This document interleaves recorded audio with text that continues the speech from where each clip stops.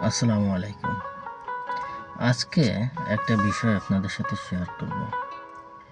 সেটা হচ্ছে আমার অভিজ্ঞতা থেকে আমি আপনাদেরকে বলি, প্রবাস জীবনে আপনার প্রথম যে মানুষটা আপনাকে কষ্ট দিবে সেটা হচ্ছে ১ নম্বর হচ্ছে আপনার রুমমেট।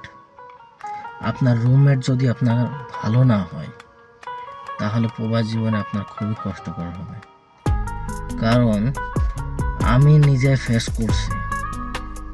আমার যেখানে আমি চাকরি করি, মানে মানে জব করি, যেখানে যে মালিকের কাজ করি, মালিকের ডিউটি করা লাগে না, মালিকের বউ বাচ্চা আর হচ্ছে মালিকের ছোট ভাইয়ের বাচ্চা আর মালিকের বড় ভাইয়ের বউ বাচ্চা, মানে ওদের 4 বাচ্চা, বড় ভাইয়ের ওই বউ আর 4 বাচ্চা, এদের সবারই মোটামুটি ডিউটি করা লাগে। মোট এত মানুষের ডিউটি করা লাগে, তারপরেও কিন্তু আমার একটু খারাপ লাগে না।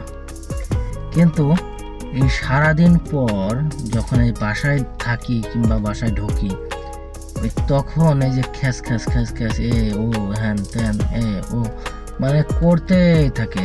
একটা জিনিস কি, আপনার যারা কুয়েতে কিংবা সৌদি আরব মানে বাংলা পৃথিবীর যে কোনো দেশে আপনার রুমমেট যদি সিনিয়র হয়, সে আপনাকে আর যদি ভালো না হয়, সে আপনাকে এত পরিমাণ বিরক্ত করবে তা আপনি কখনোই সইতে পারবেন না। যদি ভালো, আপনি যদি সহার মতন লোক হন তাহলে সইতে পারবেন না। যদি রাগে খিটখিটে লোক হন তাহলে কিন্তু মারামারি গ্যাঞ্জাম হয়ে যাবে।